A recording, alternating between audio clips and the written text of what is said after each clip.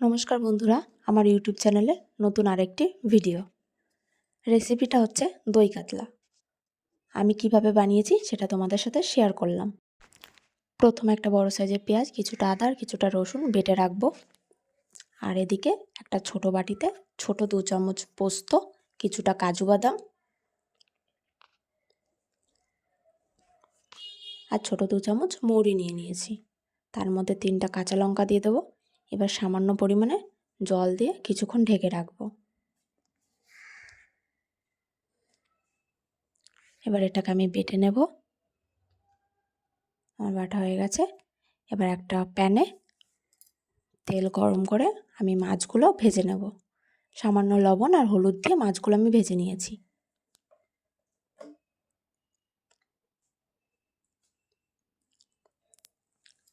মাছ ভাজা আমার হয়ে গেছে।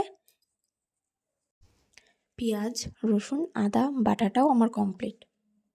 এবার কড়াইতে আর একটু তেল দিয়ে তেলটা গরম হয়ে আসলে একটা তেজপাতা, একটা শুকনো লঙ্কা আর কিছুটা গোটা গরম মশলা দিয়ে দেবো। এবার এর মধ্যে পেঁয়াজ বাটাটা দিয়ে দেবো। এটা ভালো করে ভাজতে থাকবো। একটু ভাজা হয়ে আসলে এর মধ্যে আমি আদা বাটা আর রসুন বাটাটা দিয়ে দেবো। এবার মশলাগুলো ভালো করে আমি ভাজতে থাকবো। মশলাগুলো ভাজা হতে থাকলে আমি অন্যদিকে কিছুটা টক দই ফেটিয়ে রাখবো।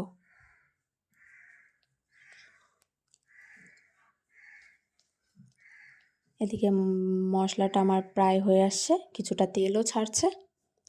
এবার এর মধ্যে আমি আগে থেকে পোস্ত বাটাটা করে রাখা সেটা দিয়ে দেবো। এবার মশলাটা কষানোর জন্য কিছুটা জল দিয়ে দিয়েছি। মশলাটা ভালো করে হতে থাক। আর একটু জল দিয়ে কষাবো, তাহলে মশলাটা আমার ভালো করে হয়ে যাবে। এবার এর মধ্যে আমি ওই টক দইটা দিয়ে দেবো। এবার পুরোটা ভালো করে মশলাটা কষাতে থাকবো। এটা আমার প্রায় হয়ে এসেছে। এবার এর মধ্যে আমি কিছুটা জিরা গুঁড়ো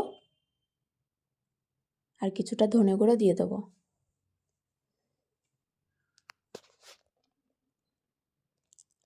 আর এর মধ্যে কিছুটা স্বাদ মতো লবণও দেবো।